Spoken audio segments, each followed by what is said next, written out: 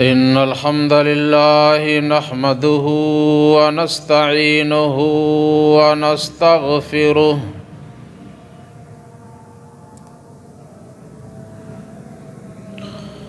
ونعوذ بالله من شرور أنفسنا ومن سيئات أعمالنا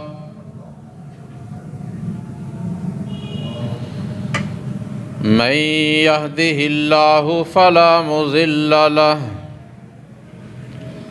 ومن يضلله فلا هادي له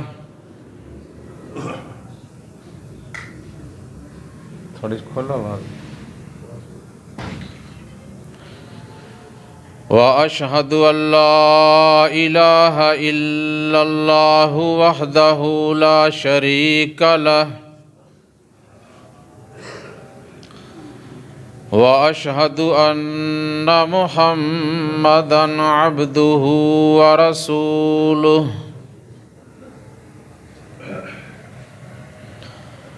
أما بعد فإن خير الحديث كتاب الله وخير الهدي هدي محمد صلى الله عليه وآله وسلم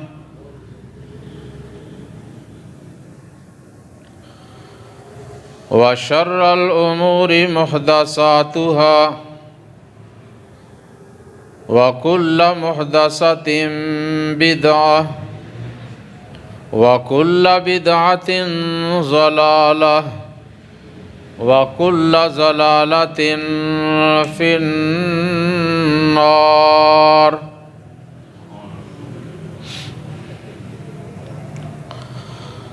اللهم صل على محمد وعلى آل محمد كما صليت على إبراهيم وعلى آل إبراهيم إنك حميد مجيد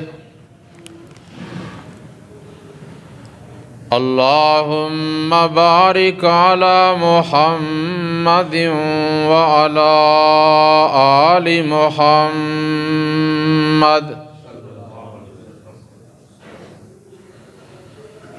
كما باركت على إبراهيم وعلى آل إبراهيم إنك حميد مجيد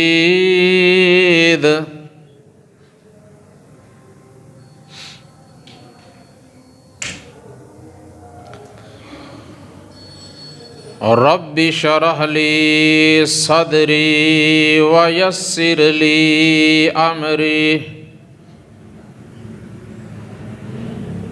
واحلل عقدة من لساني يفقه قولي رب زدني علما أما بعد فأعوذ بالله من الشيطان الرجيم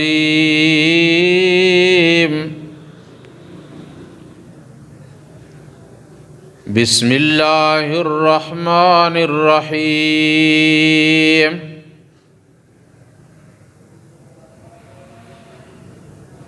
وَلَقَدْ رَآهُ نَزْلَةً أُخْرَى عِندَ سِدْرَةِ الْمُنْتَهَى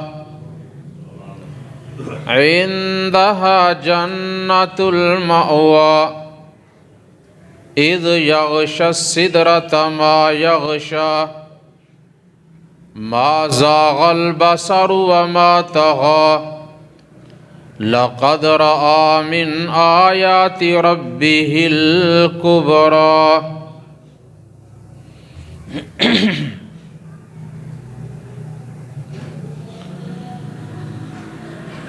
ہمارے نبی کا مقام اللہ اللہ، خدا بھیجتا ہے سلام اللہ اللہ۔ جب اقصی میں پہنچے پیغمبر ہمارے، بنے سب نبیوں کے امام اللہ اللہ۔ اور جب فلکوں پہ پہنچے پیغمبر ہمارے، اپنے رب سے ہوئے ہم کلام اللہ اللہ۔ تمام قسم کی تعریفات، تسبیحات اللہ احکم الحاکمین ارحم الراحمین رب العالمین کے لیے بے شمار لا تعداد درود و سلام امام کائنات سید المرسلین خاتم النبیین رحمت للعالمین حضرت محمد مصطفیٰ احمد مجتبیٰ صلی اللہ علیہ وآلہ وسلم کی ذات اقدس و مقدس پہ۔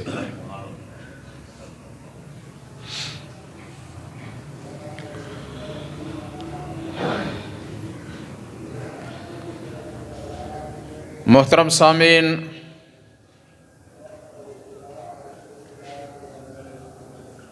گزشتہ 3 جمعۃ المبارک کے خطبات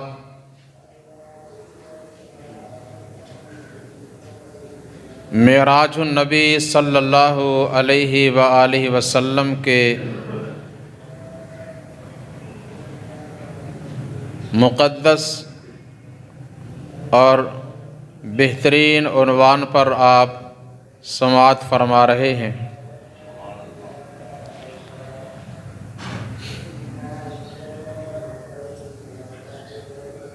اور گزشتہ خطبہ جمعۃ المبارک میں میں نے آپ صلی اللہ علیہ وسلم نے جو پہلے آسماں کے اندر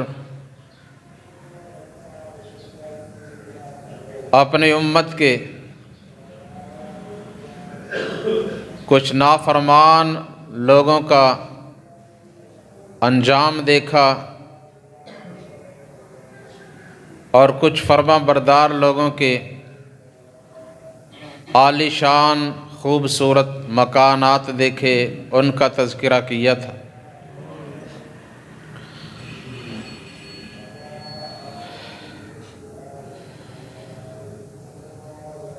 پہلے آسماں کے بعد آپ صلی اللہ علیہ وسلم باقی آسمانوں کی سیر کرتے ہوئے اور ان میں بسنے والے انبیاء علیہم الصلاۃ والسلام سے ملاقات کرتے ہوئے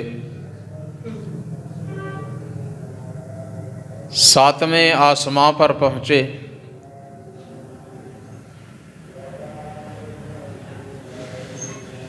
جہاں فرمایا کہ میں نے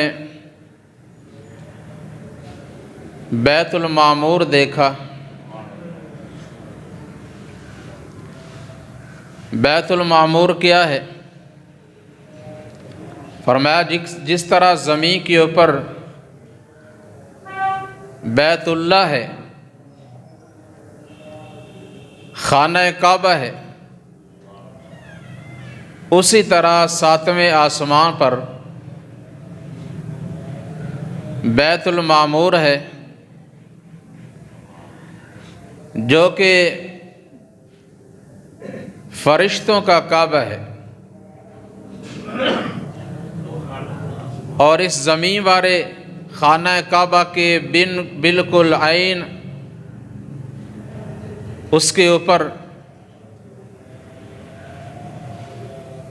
اس کے برابر اور اتنا برابر کہ اگر اسے اللہ تعالیٰ اتارنا چاہیں تو وہ عین زمین والے خانہ کعبہ کے اوپر آ کر رک جائے۔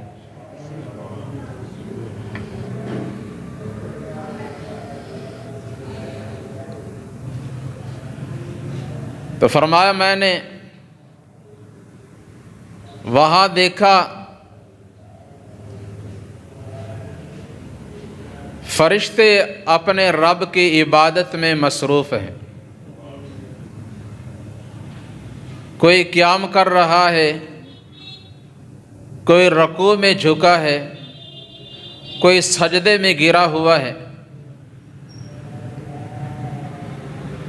اور اس میں ہر روز 70,000 فرشتے آتے ہیں، عبادت کر کے چلے جاتے ہیں۔ فرشتوں کی تعداد اتنی زیادہ کہ جو ایک دفعہ اس میں آ کر چلا جاتا ہے پھر قیامت تک دوبارہ اس کی باری نہیں آتی۔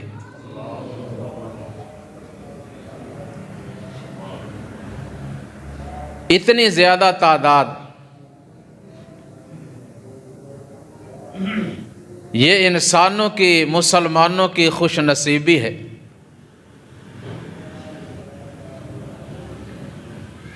کہ جو جتنی دفعہ اس میں یعنی مکہ المکرمہ میں بیت اللہ میں جانا چاہے جا سکتا ہے، اور وہ خوش نصیب جنہیں اللہ تعالیٰ نے یہ سعادت، یہ طاقت، یہ ہمت عطا فرمائی ہے۔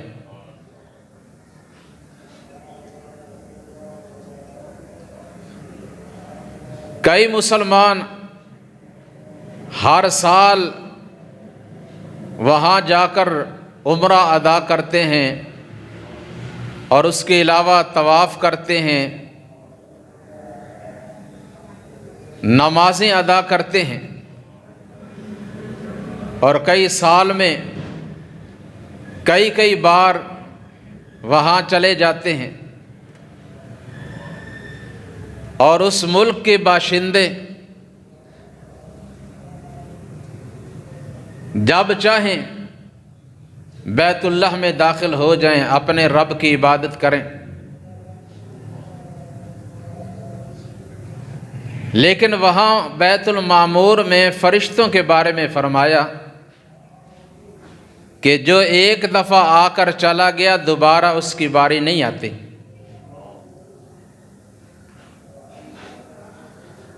اور میں نے دیکھا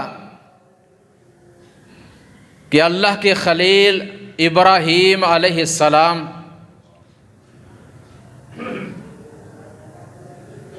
اس بیت المعمور کے ساتھ ٹیک لگائے ہوئے بیٹھے تھے، جو بڑے خوبصورت، حسین و جمیل، باریش، اور فرمایا کہ ابراہیم علیہ السلام میرے ہم شکل تھے۔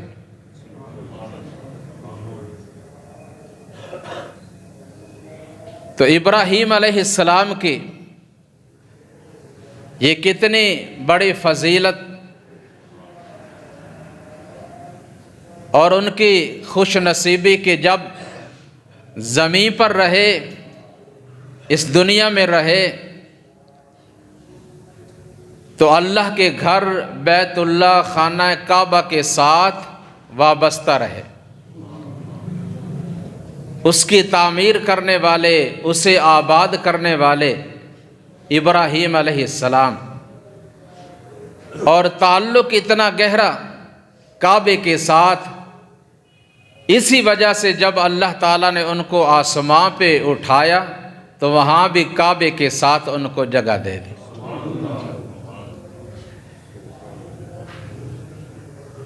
یہ ایسے ہی ہے جیسے کہ آپ صلی اللہ علیہ وسلم نے فرمایا کہ جس طرح انسان اس دنیا میں اپنی زندگی گزارتا ہے، جن کاموں میں وہ مصروف ہوتا ہے، مشغول ہوتا ہے، اور جو کرتا ہوا وہ اس دنیا سے جاتا ہے، وہی کرتا ہوا وہ قیامت کے دن اٹھے گا۔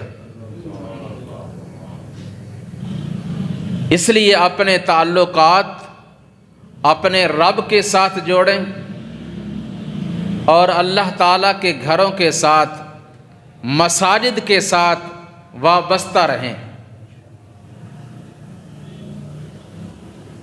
اور مساجد کے ساتھ دل لگانے والوں کے بارے میں فرمایا قیامت کے دن اللہ تعالیٰ انہیں اپنے سایہ کے نیچے جگہ عطا فرمائیں گے، جبکہ کسی اور چیز کا سایہ نہیں ہوگا۔ سیدنا ابراہیم علیہ السلام جن کے بارے میں اللہ فرماتے ہیں وَعَهِدْنَا إِلَىٰ إِبْرَاهِيمَ وَإِسْمَاعِيلَ أَن طَهِّرَ بَيْتِيَ لِلطَّائِفِينَ وَالْعَاكِفِينَ وَالرُّكَّعِ السُّجُودِ۔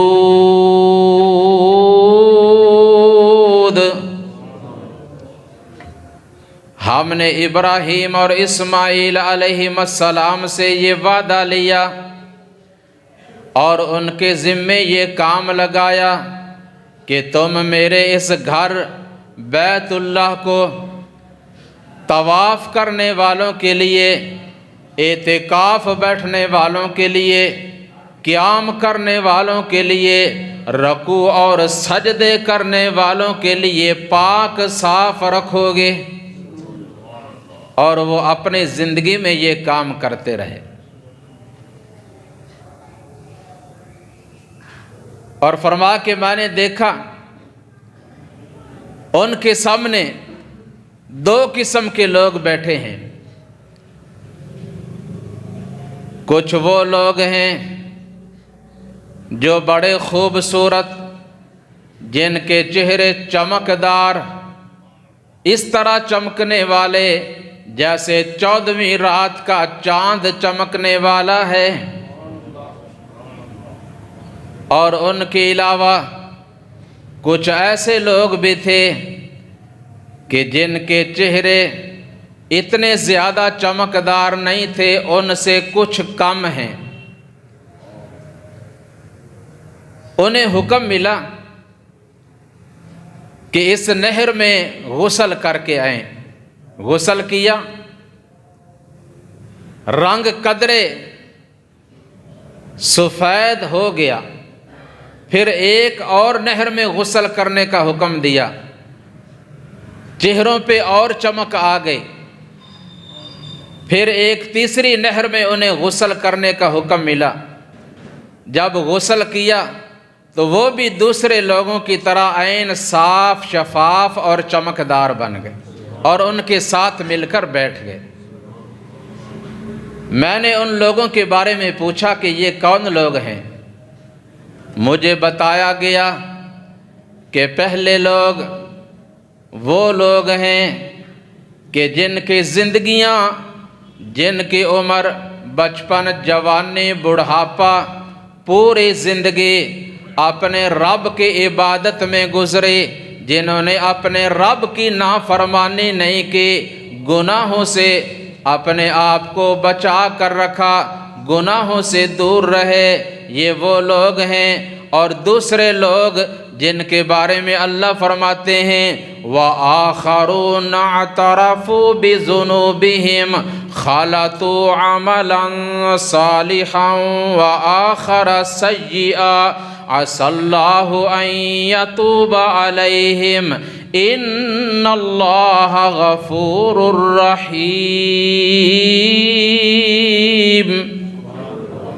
ہیں وہ بھی ایمان والے، وہ بھی مسلمان ہیں، وہ بھی نیکیاں کرنے والے، لیکن نیکیوں کے ساتھ ساتھ ان سے غلطیاں اور خطائیں بھی ہوتی رہیں، گناہ بھی ہوتے رہے، اور ان کے جسموں پہ گناہوں کی میل تھی، لیکن وہ اپنے گناہوں کا اعتراف کرتے تھے، اقرار کرتے تھے، اصرار نہیں کرتے تھے، بار بار نہیں کرتے تھے، اڑنے والے نہیں تھے۔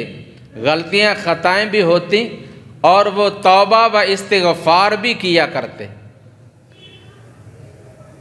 تو بالآخر اللہ تعالیٰ نے توبہ و استغفار کی برکت سے ان کے گناہوں کو بھی دھو ڈالا اور انہیں بھی معاف کر کے دوسروں کے اندر شامل فرما دیا۔ اللہ تبارک و تعالی ہمیں اپنی رحمت کے ساتھ معاف فرمائے اور ہمیں گناہوں سے پرہیز کرنے کی توفیق عطا فرمائے۔ اس کے بعد فرمایا میں تھوڑا سا اور اوپر گیا،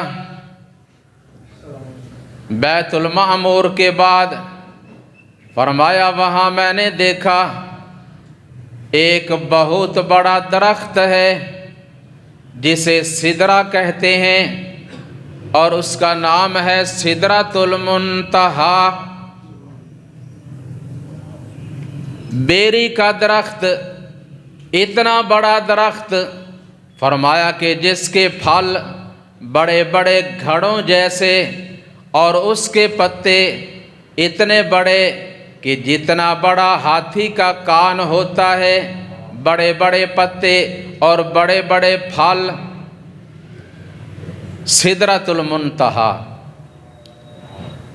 فرمایا کہ وہ ایک آخری جگہ ہے، فرشتے صرف وہاں تک ہی جا سکتے ہیں، اس سے آگے وہ نہیں جا سکتے، وہ ان کی انتہا ہے، وہاں سے آگے فرشتے نہیں جا سکتے۔ اور اسی طرح اللہ رب العزت کے جو احکامات ہیں وہیں پہ آتے ہیں اور انہیں وہ دے دیے جاتے ہیں۔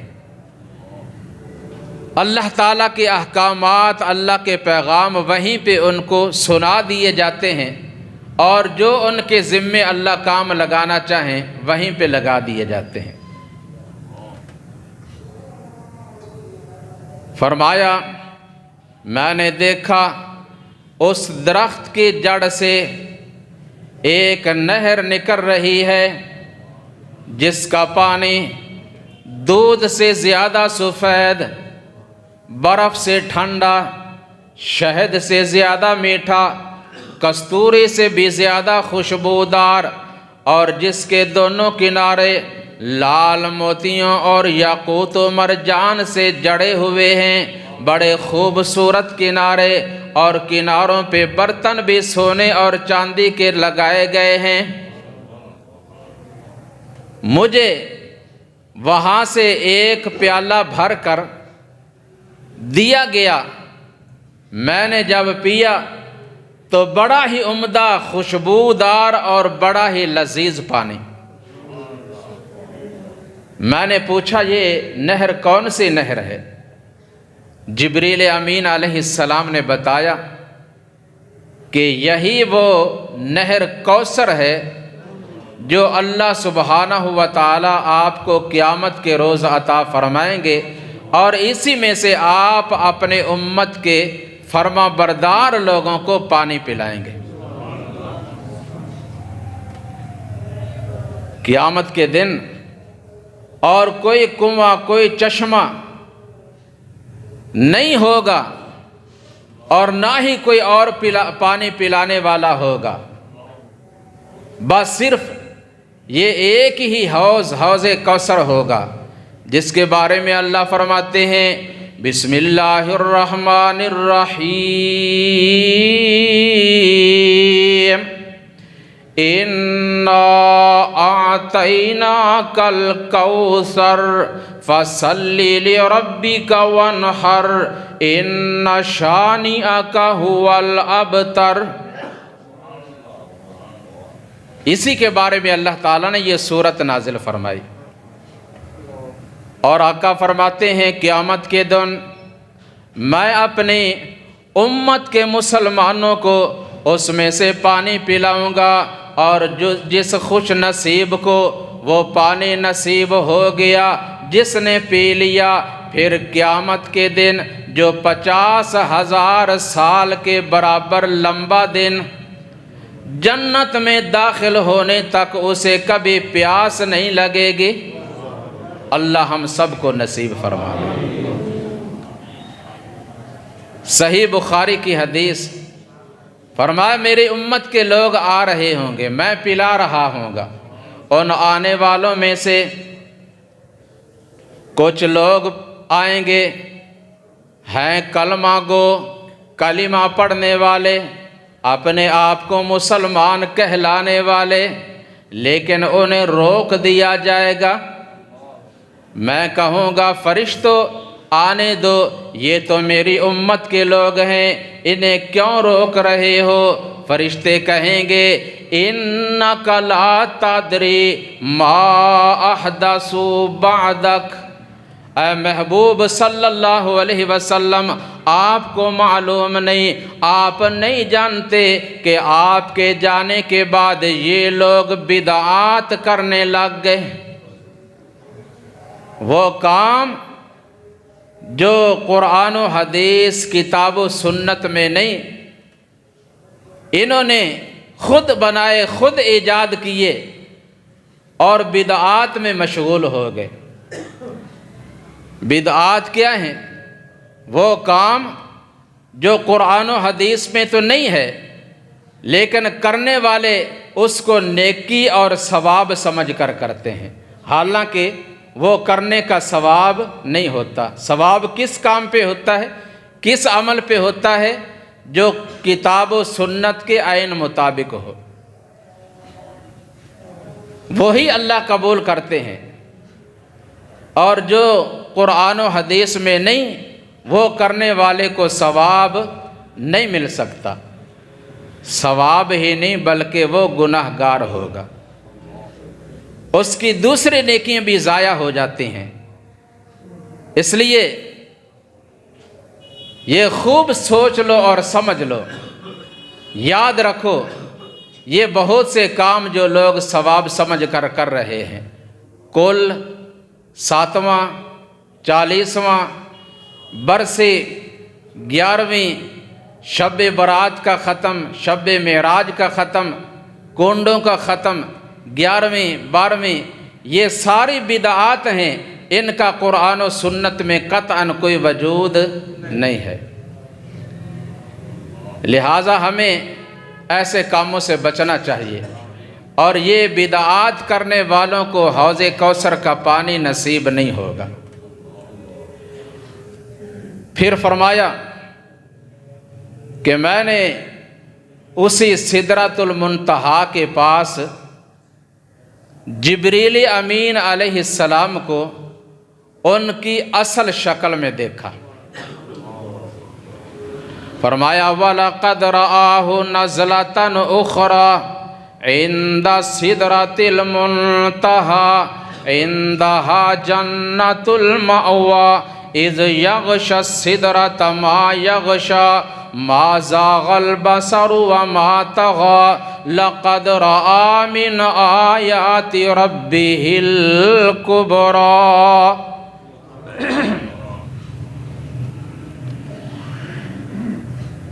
ام المؤمنین سیدہ عائشہ صدیقہ طاہرہ سب کہو رضی اللہ تعالی عنہا، صحیح بخاری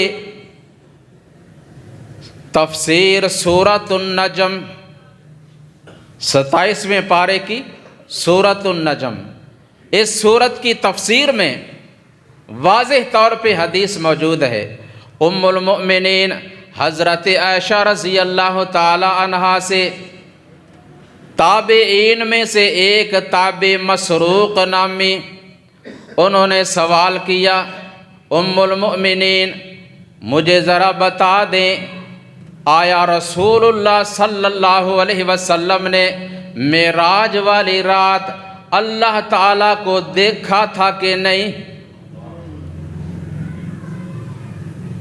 اللہ کو دیکھا تھا آپ صلی اللہ علیہ وسلم نے؟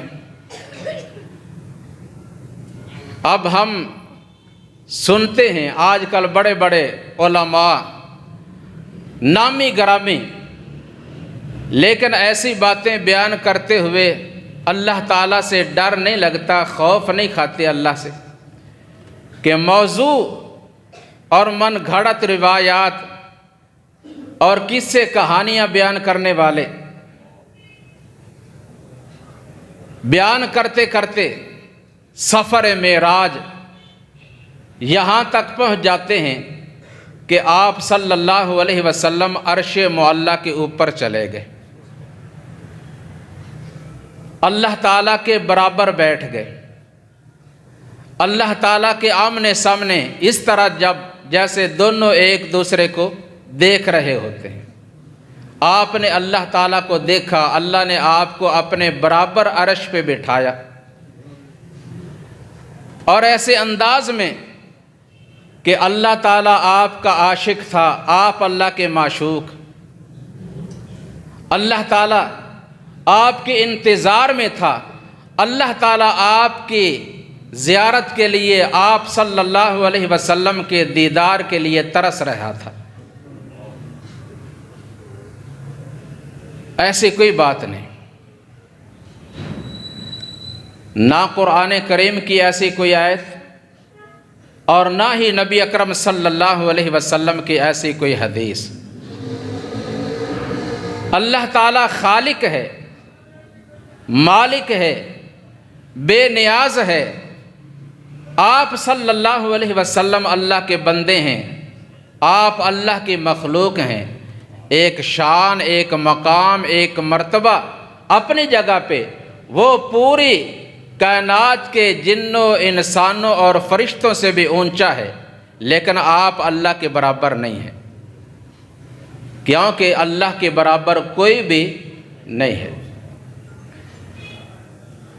تو سیدہ عائشہ رضی اللہ تعالی عنہا سے جب سائل نے پوچھا، سوال کیا، ام المؤمنین سیدہ عائشہ رضی اللہ تعالی عنہا فرماتی ہیں کہ اے مسروق، تو نے مجھ سے ایک ایسا سوال کیا ہے، ایسی بات پوچھی ہے کہ جسے سن کر میرے رونگٹے کھڑے ہو گئے۔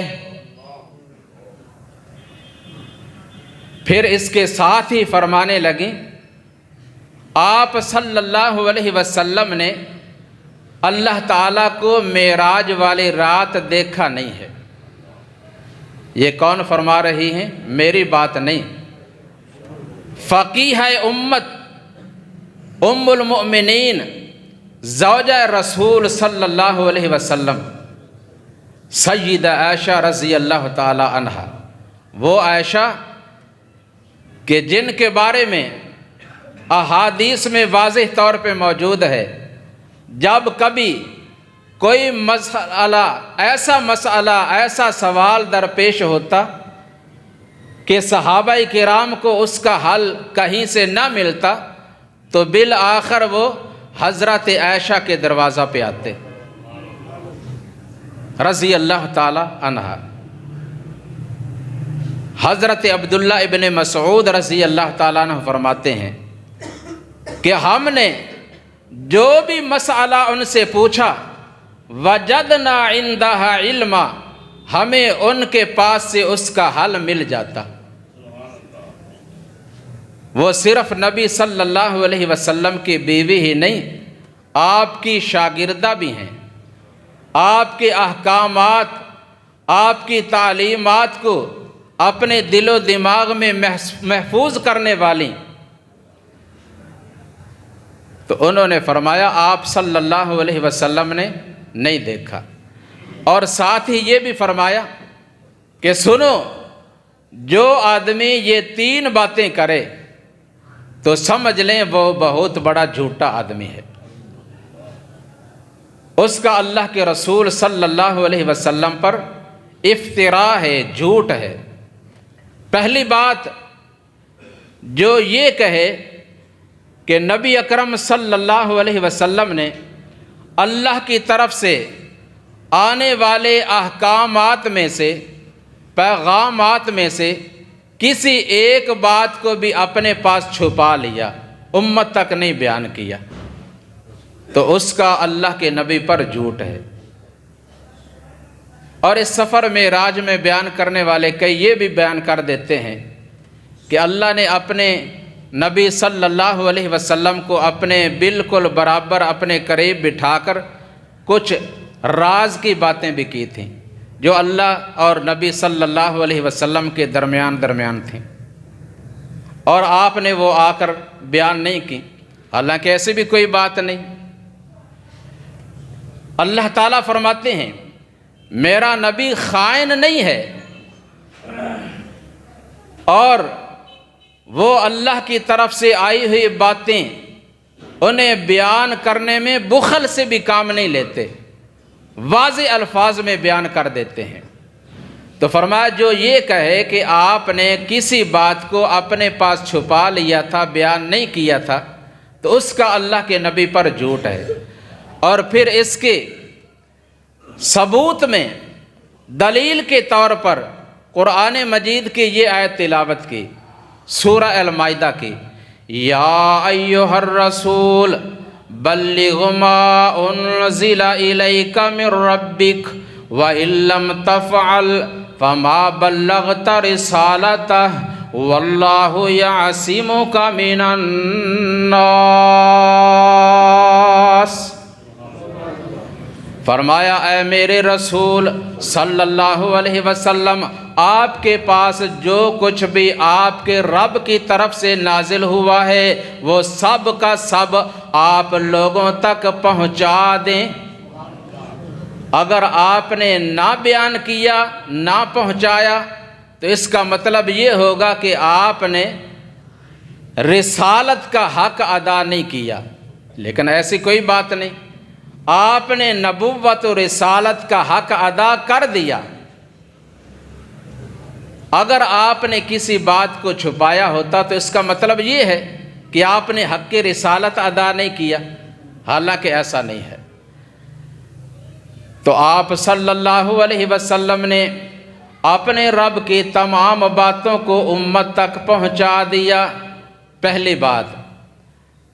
دوسری بات فرمایا جو یہ کہے کہ نبی اکرم صلی اللہ علیہ وسلم ان 5 باتوں کو جانتے ہیں جن کا ذکر اللہ نے سورہ لقمان کی آخری آیت میں کیا ہے، وہ 5 باتیں کہ جن کا علم سوائے اللہ کے کسی اور کے پاس نہیں ہے۔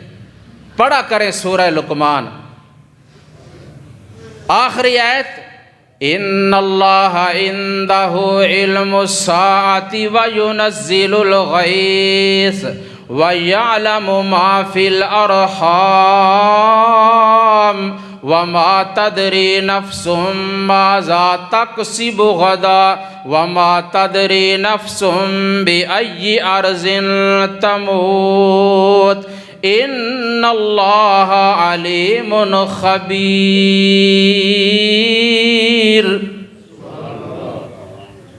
قیامت کا علم، کل کیا ہونے والا ہے، بارش کا علم، ماؤں کے رحموں میں کیا ہے، موت کب اور کہاں کس جگہ پہ آئے گی، یہ 5 باتیں ہیں۔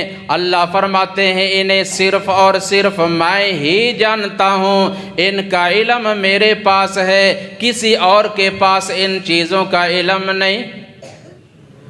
حتیٰ کہ کسی ولی، کسی نبی، کسی رسول، اور حتیٰ کہ امام الانبیاء اور سید المرسلین کے پاس بھی بقول ام المؤمنین حضرت عائشہ رضی اللہ تعالی عنہا، ان کے پاس بھی ان چیزوں کا علم نہیں ہے۔ ان اللہ علیم خبیر۔ 2 باتیں ہوئیں۔ فرمایا تیسری بات، جو شخص یہ کہے کہ معراج والی رات رسول اللہ صلی اللہ علیہ وسلم نے اللہ کو دیکھا تھا، اس کا بھی اللہ کے نبی پر جھوٹ ہے صلی اللہ علیہ وسلم۔ تو انہوں نے پھر سوال کیا، پوچھا کہ یہ جو قرآن مجید میں آ رہا ہے لَقَدْ رَأَىٰ مِنْ آيَاتِ رَبِّهِ الْكُبْرَىٰ، پھر اس کا مطلب کیا ہوگا؟ انہوں نے بتایا اس سے مراد آپ صلی اللہ علیہ وسلم کا جبرائیل علیہ السلام کو دیکھنا ہے، نہ کہ اللہ تعالیٰ کو۔ اور ساتھ ہی فرمایا کہ آپ نے جبرائیل علیہ السلام کو ان کی اصل صورت میں 2 دفعہ دیکھا۔ ویسے تو آتے تھے اللہ کی وحی لے کر، بار بار آتے تھے، اللہ کا پیغام پہنچاتے تھے، اور اس کی کئی صورتیں ہیں۔ وحی کی اقسام جن میں سے 3 قسمیں اللہ تعالیٰ نے قرآن مجید کی ایک آیت میں بیان کی ہیں۔ ما کان لبشر ان یکلمہ اللہ الا وحیا او من وراء حجاب او یرسل رسولا فیوحی باذنہ ما یشاء ان اللہ علی حکیم۔ اللہ کسی بھی نبی، کسی بھی رسول کے ساتھ، کسی بھی انسان کے ساتھ ایسی ہی بات نہیں کرتے الا وحیا، یا تو اللہ تعالیٰ اس پہ وحی نازل کرتے ہیں، او من وراء حجاب، یا حجاب میں پردے میں اللہ بات کرتے ہیں، او یرسل رسولا، یا فرشتہ بھیج کر اللہ اپنا پیغام پہنچاتے ہیں۔ یہ 3 شکلیں اللہ نے بیان کی ہیں۔ تو نبی اکرم صلی اللہ علیہ وسلم نے خود بیان کیا کہ وہاں جبرائیل علیہ السلام بھی رک گئے، مجھے تھوڑا سا اور آگے لے جایا گیا، حتیٰ کہ فرمایا مجھے ایک ابر نے ڈھانپ لیا، اور میں اپنے رب سے ہم کلام ہوا، میرے اور میرے رب کے مابین 70,000 نور کے پردے تھے، 70,000 نور کے پردے تھے۔ تو اللہ سے کلام ہوا ہے آپ کا، آپ اپنے رب سے ہم کلام ہوئے ہیں، دیکھا نہیں۔ رؤیت کے بارے میں آپ فرماتے ہیں کہ میں نے جبرائیل علیہ السلام کو دیکھا 2 مرتبہ، دونوں مرتبہ دیکھنے کا اللہ نے ذکر قرآن کریم کی سورہ النجم میں کیا۔ فرمایا علمہ شدید القویٰ ذو مرۃ فاستویٰ وہو بالافق الاعلیٰ ثم دنا فتدلی فکان قاب قوسین او ادنی فأوحى إلى عبده ما أوحى ما كذب الفؤاد ما رأى۔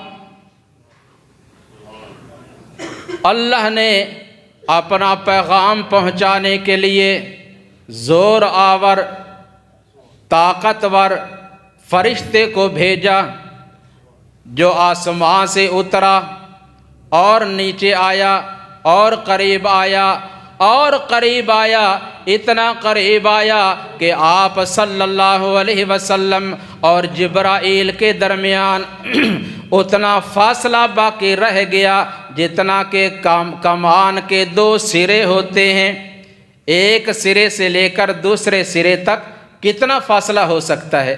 زیادہ سے زیادہ 2 یا 2.5 یا 3 فٹ کر لیں۔ تو یہ جبرائیل علیہ السلام کے بارے میں اللہ فرماتے ہیں، فرمایا اتنا قریب آ کر کیا ہوا؟ فَأَوْحَى إِلَىٰ عَبْدِهِ مَا أَوْحَى، انہوں نے اللہ کے بندے محمد الرسول اللہ صلی اللہ علیہ وسلم تک اپنے رب کا پیغام پہنچایا جو بھی پہنچایا۔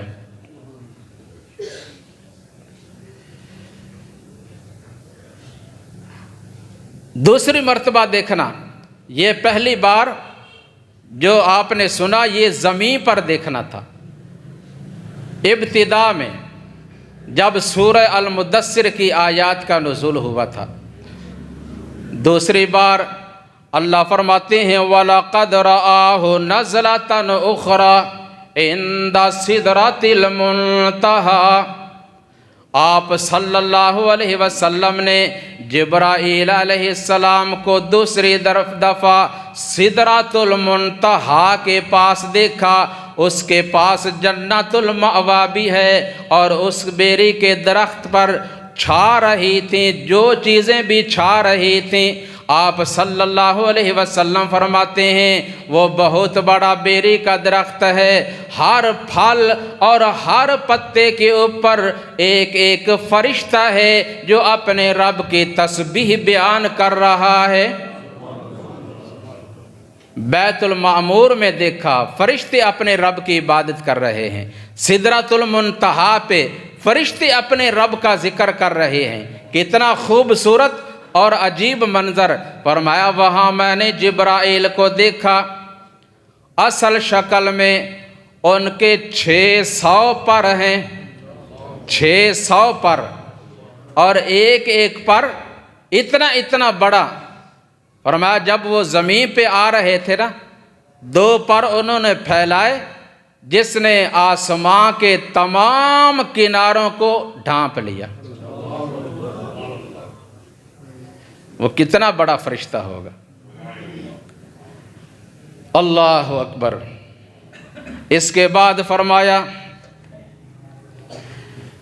اللہ احکم الحاکمین کے میں قریب ہوا، بہت قریب ہوا، اللہ سبحانہ و تعالی مجھ سے ہم کلام ہوئے، اللہ تبارک و تعالی نے مجھے اپنے قریب کر کہ مجھے میرے لیے اور میری امت کے لیے بہترین تحفے عطا فرمائے۔ آپ نے واقعہ معراج تقریباً پورا سنا، آخر میں وہ تحفے، وہ تحائف جو اللہ تعالیٰ نے آپ کو دے کر میرے اور آپ کے لیے بھیجے ہیں، ان کی طرف توجہ کریں اور انہیں اپنے رب کی طرف سے، یعنی اپنے رب کی طرف سے آئے ہوئے تحفے قبول کریں اور ان کو سینے سے لگائیں، سنبھال لیں۔ بڑے قیمتی تحفے ہوتے ہیں۔ کہتے ہیں نا جتنا عظیم، جتنا بڑا انسان ہو اس کا تحفہ بھی بڑا ہی ہوتا ہے۔ اللہ رب العالمین سب بڑوں سے بڑے، اس جیسا اور کوئی نہیں ہے، اس کی ذات بھی اونچی، اس کی صفات بھی اونچی۔ اللہ سبحانہ و تعالی نے آپ صلی اللہ علیہ وسلم کو 3 تحفے عطا فرمائے۔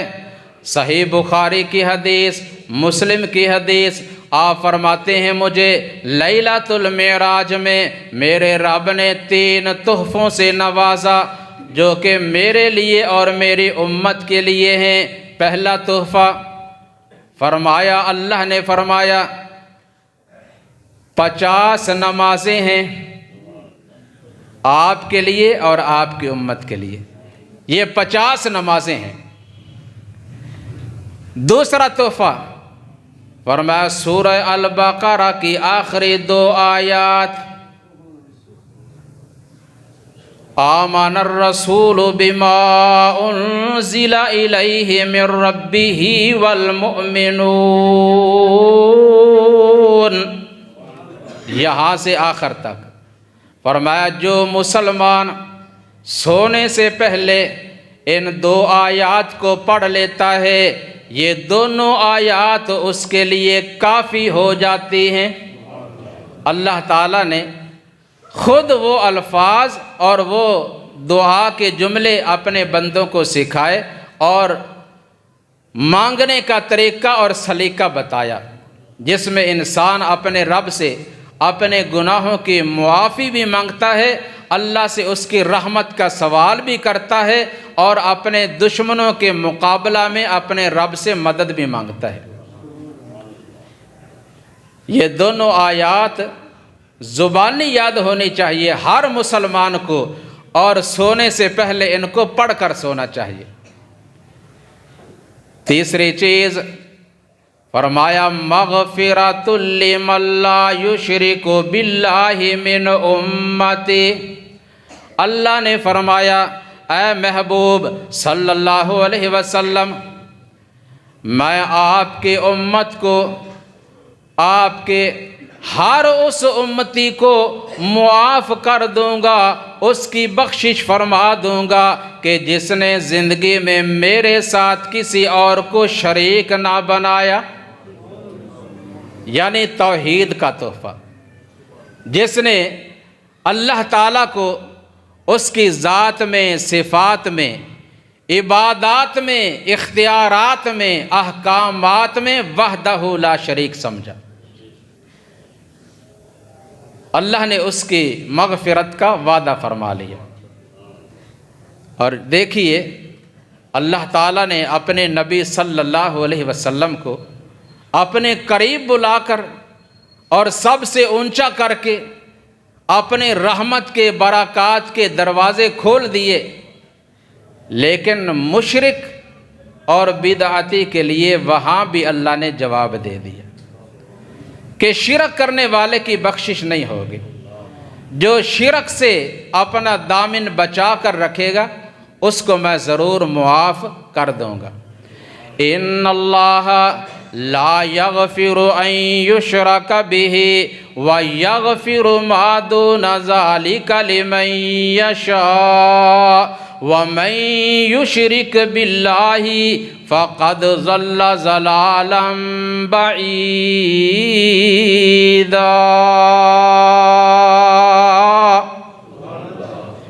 بے شک شرک کرنے والے کو ہرگز معاف نہیں کیا جائے گا، اور شرک کے علاوہ باقی اللہ جس کو چاہے گا معاف فرما دے گا، اور جس نے شرک کیا گویا اس نے اپنے رب پہ بہتان باندھا اور وہ دور دراز کی گمراہی میں چلا گیا۔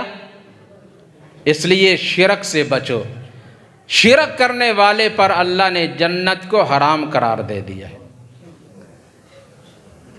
مزید فرمایا اللہ سبحانہ و تعالی نے فرمایا، اے محبوب صلی اللہ علیہ وسلم، آپ کی امت میں سے جو مسلمان نیکی کرنے کا ارادہ کرے گا، سچے دل سے، سچی نیت سے صحیح ارادہ کرے گا، محض ارادہ کرنے پہ ہی اس کے نامہ اعمال میں ایک نیکی لکھ دی جائے گی، اور اگر اس نے وہ نیکی کر لی تو ایک نہیں بلکہ ایک کے بجائے 10 نیکیاں لکھ دی جائیں گی۔ من جاء بالحسنۃ فلہ عشر امثالھا، اور فرمایا کہ جو شخص گناہ کرنے کا ارادہ کرے گا، گناہ کا ارادہ کرنے سے گناہ لکھا نہیں جائے گا، ہاں اگر وہ گناہ کرے گا تو اس کے نامہ اعمال میں ایک ہی گناہ لکھا جائے گا۔ وَمَنْ جَاءَ بِالسَّيِّئَةِ فَلَا يُجْزَىٰ إِلَّا مِثْلَهَا وَهُمْ لَا يُظْلَمُونَ۔